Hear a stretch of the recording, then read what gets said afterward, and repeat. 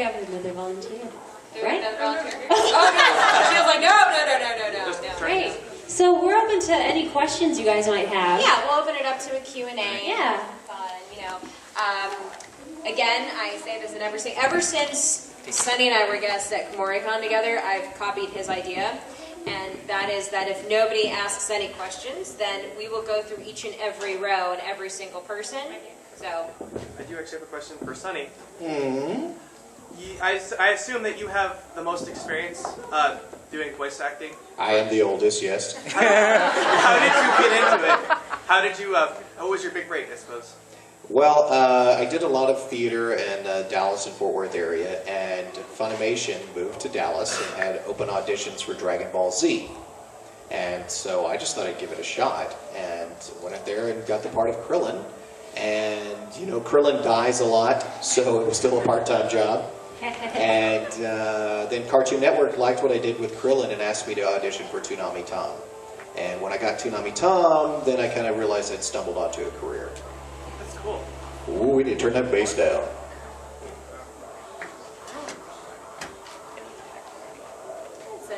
Yes. Are you a homestuck? A homestuck? yeah. What? A guy can't wear a zodiac symbol without... Yes, I am. I do enjoy the comic. In the back, I saw him first. Yes. Yeah. Okay. No holds bar cage match. Which one of you guys would win in a fight? I have no idea what that is. I would lose right away. Every day. What was the question? I would kick all their asses, Yeah. but it would be last two would be she and I. Oh. Fight of the century, Yeah. Sonny Okay. and She's Chris. vicious. I'm gonna like hide in a corner until they all beat each other up and like step in the last moment. I think if you're cornered, you would start killing. Cage match, who would win up here? Cage fight. I so did not hear that, so be sure you guys speak loudly and clearly, please. Oh my God.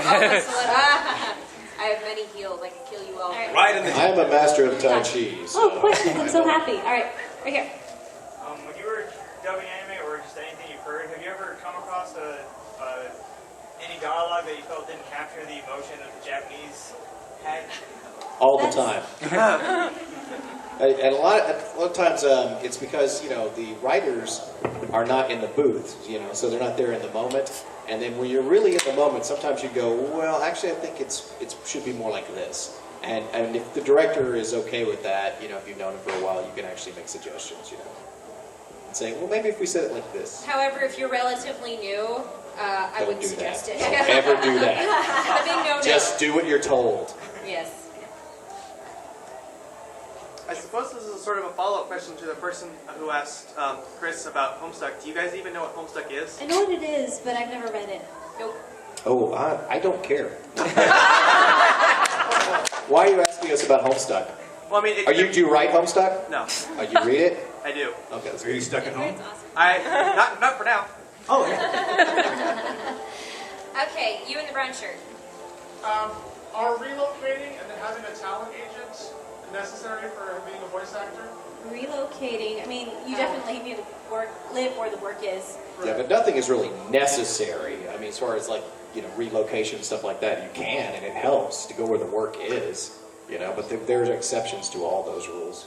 There's, unless you're known very well with that studio that's recording the certain project, they hardly will ever let you record it from where you, if you live away from the work, if you live out of state or something, then very rarely will they allow you to record and then send it in. That doesn't usually happen. Yeah, I know that Funimation is moving away from casting people who are in other states. We still do, but it's a lot more rare than it was because it became a logistics nightmare. Yeah.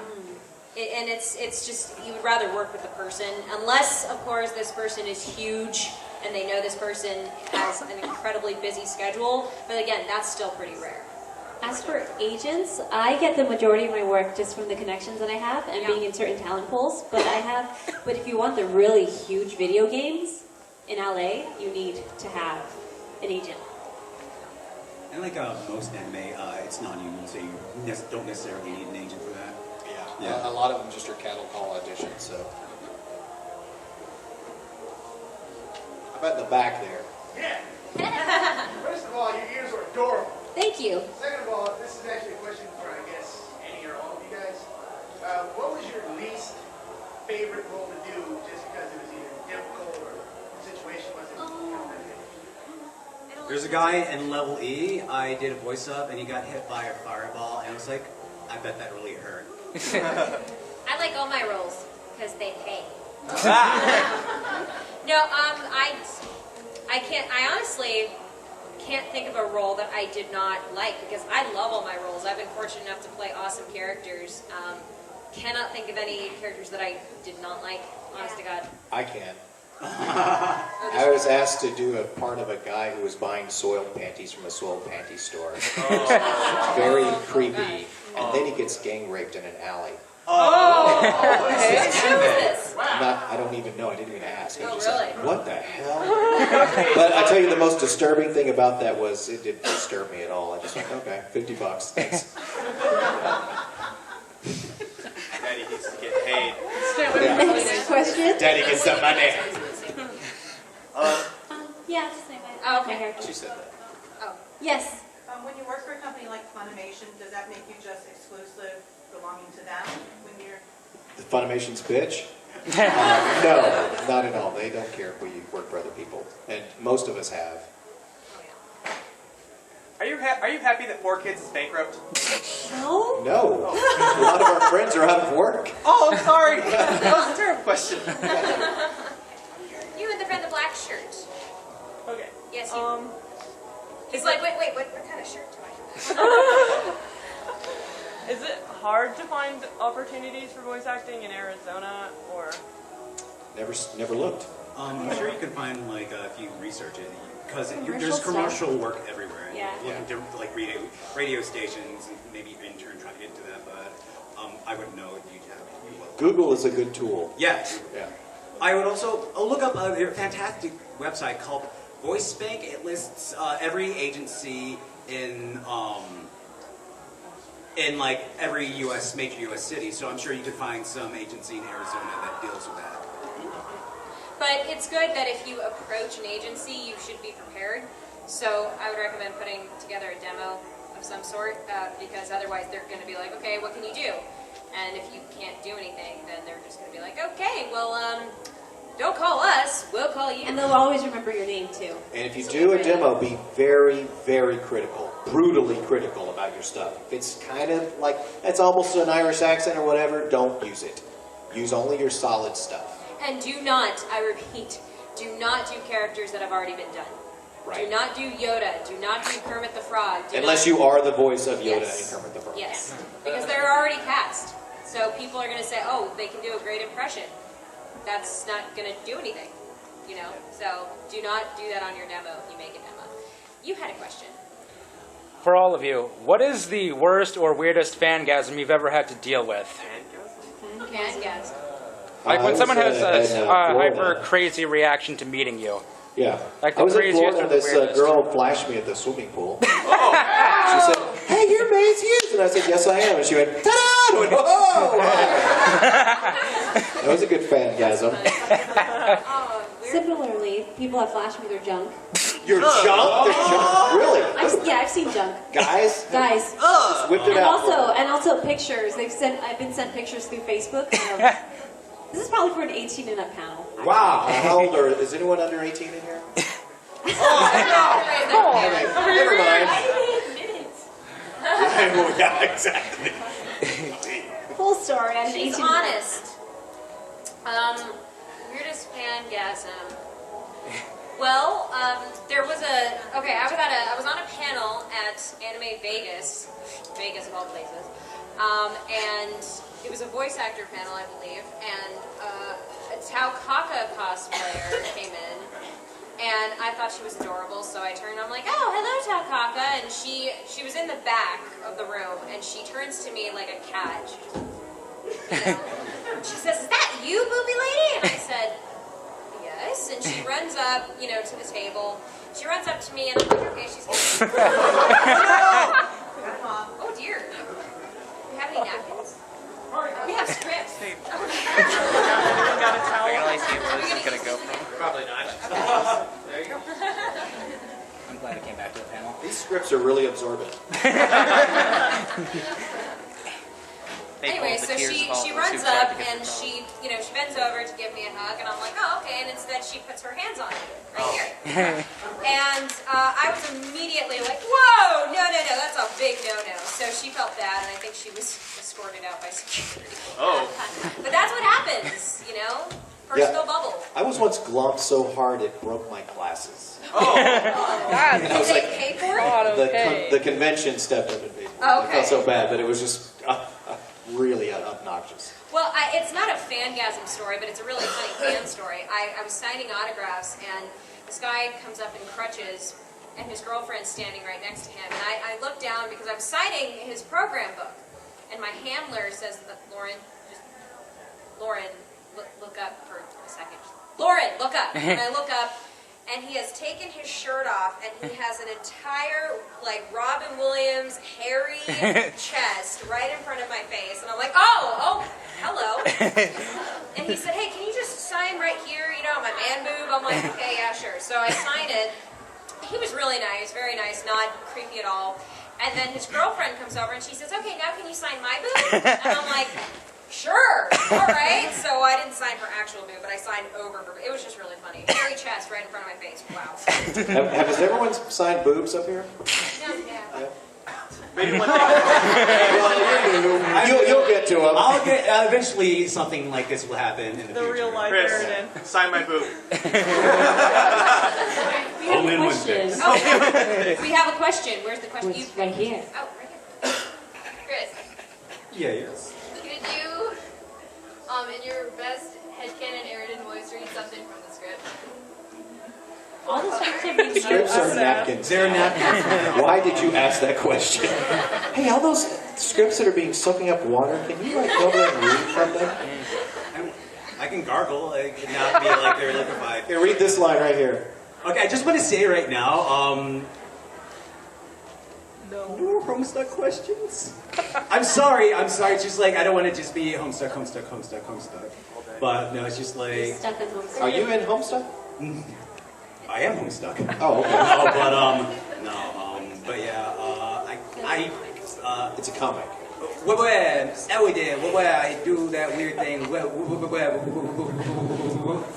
you get the reference to what I'm doing. Is that Homestar Runner? Yeah, Homestar Runner. That's not Homestuck. Yeah, I got it confused. Homestar is different. He's like, oh yeah, stupid. Welcome to the show. Yeah, okay, now let's move on with the questions that aren't related to websites. Yeah, the back. When and why did you decide to become voice actors, and what was the largest challenge to overcome into becoming? well, I think the majority of us didn't come into this industry wanting to be only voice actors. We all have an acting background of some sort. Ever since I was little, I've acted my entire life. This just happened to fall into my lap. And I love it. It's very, it's my career. I love it. And it's always fun. We always think, it'd be really cool to do voices for cartoons, characters, animated characters, whatever. So for me, it was a special treat, of course, and I always wanted to do it, but I never set forth, I'm going to be a voice actor specifically. That was never the case. It was always, nope, I'm just going to be an actress. Wherever I happen to fall is where I fall, and voice acting fell into my lap, and it's a love. It's one of my loves. So It was the opposite for me. I was like, I want to be a voiceover actor, and then I started doing film and commercials and IGN stuff because of that. So it was kind of the opposite. Yeah, I was on a panel with Eric Vale, voice of Trunks and many other characters, America and all kinds of he's stuff. not here. You don't have to clap. Right. He was here last year. Well, it's being filmed. Maybe you appreciate it on YouTube. But we were on a panel with like 14 voice actors, and he said, how many on this panel set out to be voice actors? None of us raised our hands. He said, how many set out to be actors? And all of us raised our hands. And he said, that's a very important distinction because as an actor, your job is auditioning. You spend more time auditioning than anything else. And you do not know what life is going to hand you, what the latest, hottest thing is going to be. You just have to be open and ready to act. So get the skills of acting down. Take theater classes and vocal singing lessons, things like that. Those things will really help you out. And just be ready for anything. But if you set out, it sometimes works with people. Christina was fortunate enough to. But even though she went on a different path, Yeah. Yeah. I mean, I still, no, definitely, even though I wanted to be a voice actor, I knew that acting was key, so I did it throughout high school, and I was a theater major and still taking classes. Right. But if you set out, if you say, I only want to do voice acting and nothing else, good luck. Good luck. Yeah, don't do Good luck that. paying your bills. Yeah. Because not only that, but if you want to be a voice actor, the key word is acting in that. So if you're saying, I want to be a voice actor, but I don't really care about film or stage or acting in general, don't bother. Just don't do it, because there's so many other people out there that have a huge passion. Don't limit yourself. Yeah, if you don't have the passion for it, to really love the craft and what it's all about, you probably aren't going to get very far. As the reference that you said, like one of the biggest struggles, I actually, when I was younger, I used to have a really, really bad lisp. So instead of like businesses, it'd be like businesses. So, and I never went to speech therapy. I literally watched how people talked and where they placed their tongue to get over that. Wow. And how I got started with voice acting, it was just my friend who dabbled in like animation. I was like young, and we were just getting into like, he was just getting into animation. And he says, hey, I need some voice actors. I was like, okay, that sounds really cool. I just like bought a really crappy $20 USB mic. And that's how I got started. Actually, it correlated with me entering theater as well. So I've been just evolving ever since, doing theater work, doing online projects. Actually, me and my different animator friend now, we're working together to make like YouTube videos, and they seem to be going over pretty well. We have a little parody series called Hamburger Moon, where the name, you can easily look it up on YouTube. This panel got more full. Yeah, it did. Another question? You again. I like asking questions. If you ask one more question, you get to be an official moderator. Awesome. What is some of your acting background, not voice acting, just regular acting, and what are some parts you would like to play in the future? Theater-wise, because that's mainly what I've been trained in my whole life. Theater-wise, let's see, Rodgers and Hammerstein, Cinderella, Bye Bye Birdie, a lot of other plays that you probably haven't heard of because they're not very well known. For future roles, I have a few dream roles. I'd love to play Eponine in Les Mis. Do we have Les Mis lovers in here? Yes! My friend. I'm also a Shakespeare lover, so I would love to play, let's see, Juliet, Viola, Lady M-word. I can't say the name, sorry. If you've been brought up in theater, you know why, but I can't say it. Oh, yes. Yes. I have a lot of dream roles, especially when it comes to Shakespeare, just because those female characters are, they're like a giant time of the month, I swear to God. Because they're so emotional. Even. Yes. So, I've done a couple commercial stuff just for like the city of Huntington Beach, things like that. And I'm also in a film with Richard Epcar and Vic Mignogna and Spike Spencer and Andy McPhee from Sons of Anarchy. And it should be coming out soon. It's called Broken Spirits. I love Sons of Anarchy. Sorry, go ahead. And theater roles I've done a lot, and I was also doing puppet shows consistently for 2 years. Like I think I had like a week break in between shows, but I was doing this kind of puppet stuff. Cool. Yeah, I really love doing puppetry. And dream roles, I would love to be Mimi in Rent, and also I can see you as Mimi. Vanessa from In the Heights. So yeah, those are my dream roles. Just take me out tonight. Sorry. Meow. I did a lot of theater as well. Probably my favorite role was Puck in A Midsummer Night's Dream. That kind of started an obsession with me, and I started doing a webcomic based on it. If you go to WeShadows.com, you can check it out. It's about the characters from that play. But I love doing video games. I was Splosion Man in Splosion Man. Cool. Played, those psychos in Borderlands 2? That's me.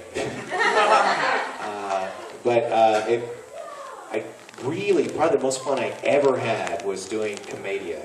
You guys know what that is? No. What was it, Sonny? Commedia dell'arte. It's they like Harlequin and Pierrot and all those characters with the mask and stuff like that. It's all It's all improv acting based on like scenarios that are set up. And I did that for a while, and I love doing that. That sounds really fun. Yeah. And also, I would love to be a Muppeteer.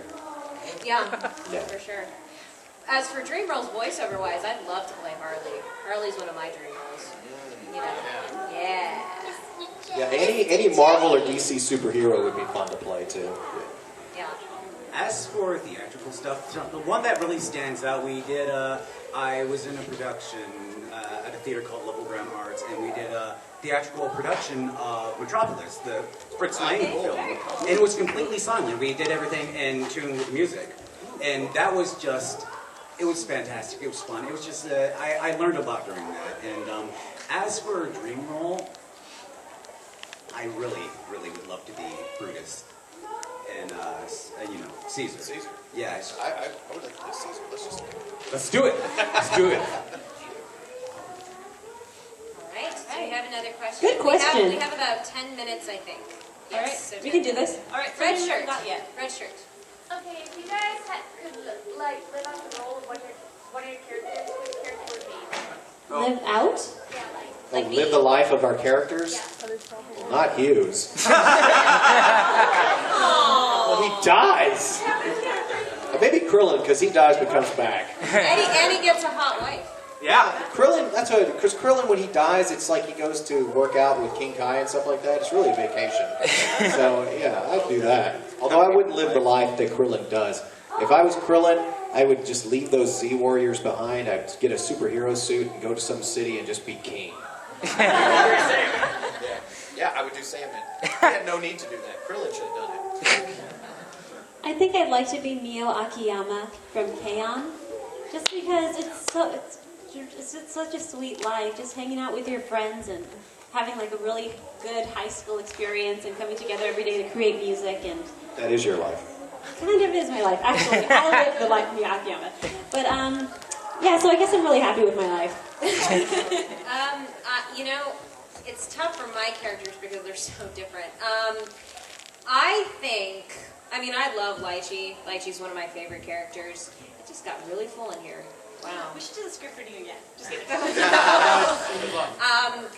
Lychee is definitely one of my favorite characters. I'd like to live her life because she seems to have a pretty good life. However, for more fun reasons, I think Kyoko, simply because she's on top of her crap. You know, she's on top of everything. She has cool powers. She has a really...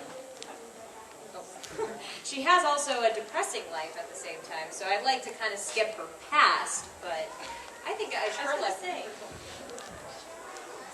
I know. I know, that's what occurred to me. I was like, well, 14.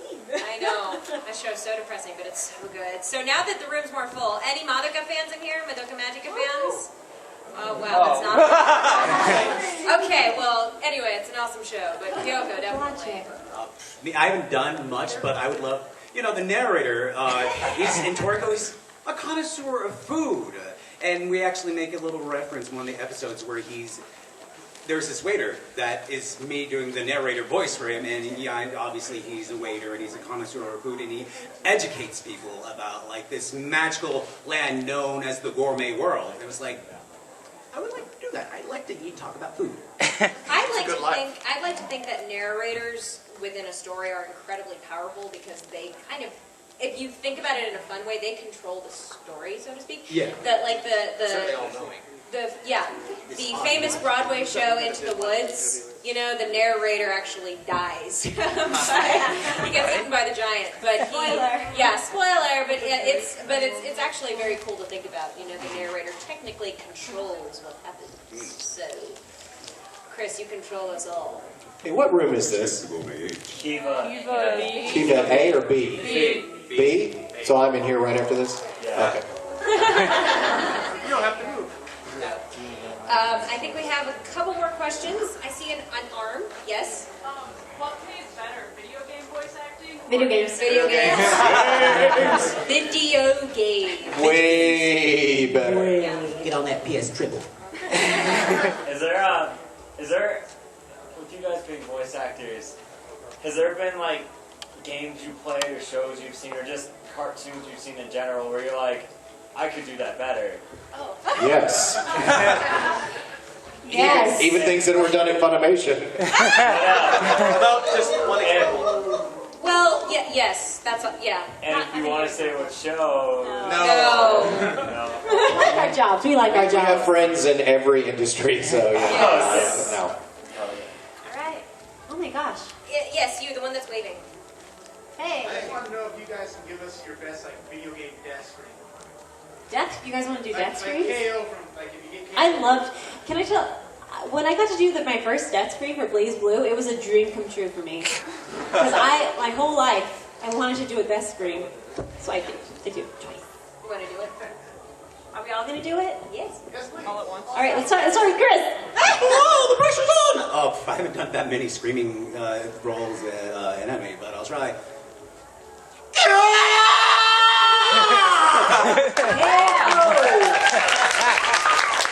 After our screams, you guys have to shout KO. Yeah, I really don't want to because I have a panel right after this, but okay.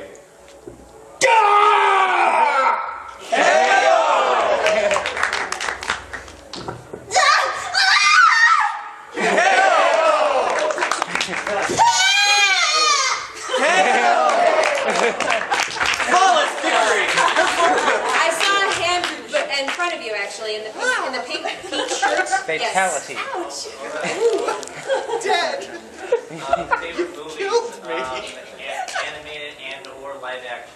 Okay, favorite movies, live action or animated? Well, anime-wise, Redline is amazing. Who has seen Redline? Oh my god, you guys, you're missing out. Redline is an amazing anime film. That's my favorite anime film. Favorite live action film? I have so many. I am a huge movie nerd. I can't answer that question, I'm sorry, because there's way too many. There's way too many. Back to the Future. Indiana Jones trilogy. Yeah. Oh, Trilogy. All three. Lord of the Rings. Star Wars.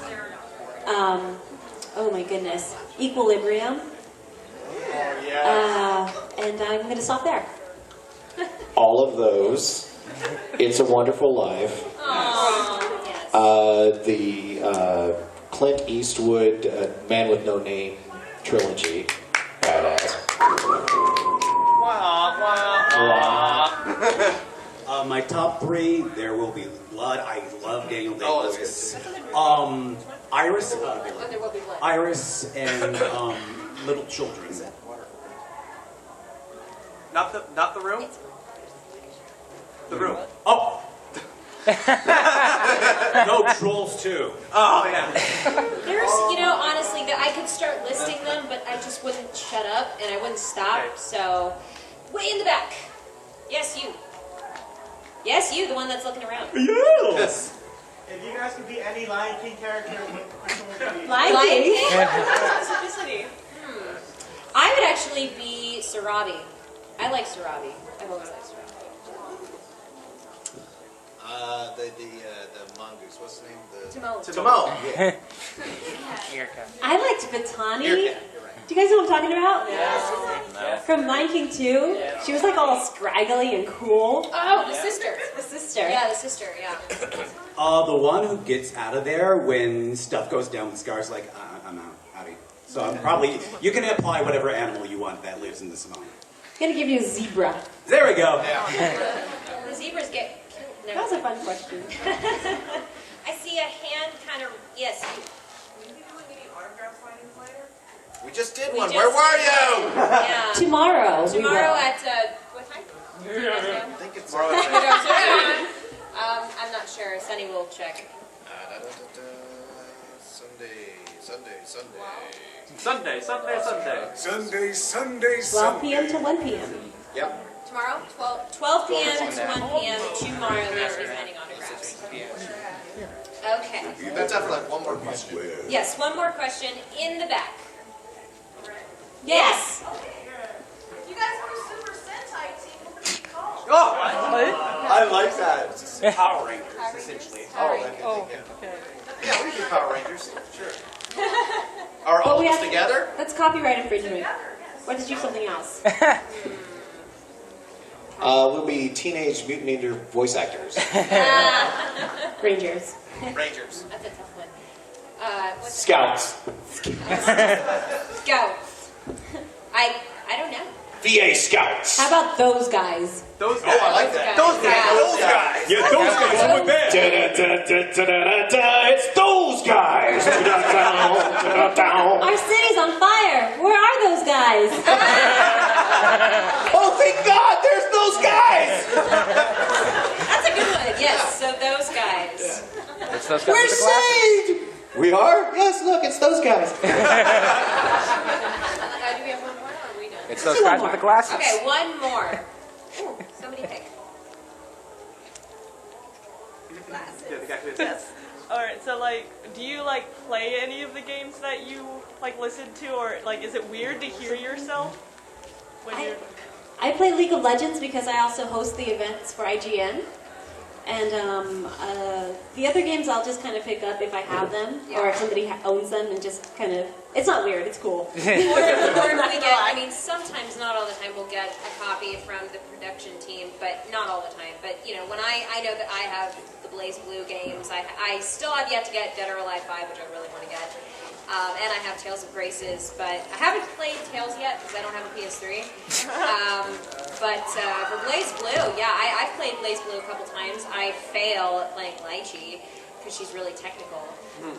But it's fun. It's fun to play the games. And it is a little weird, but it's fun at the same time. Yeah, it's cool playing a game with your voice. I played Krillin a couple of times.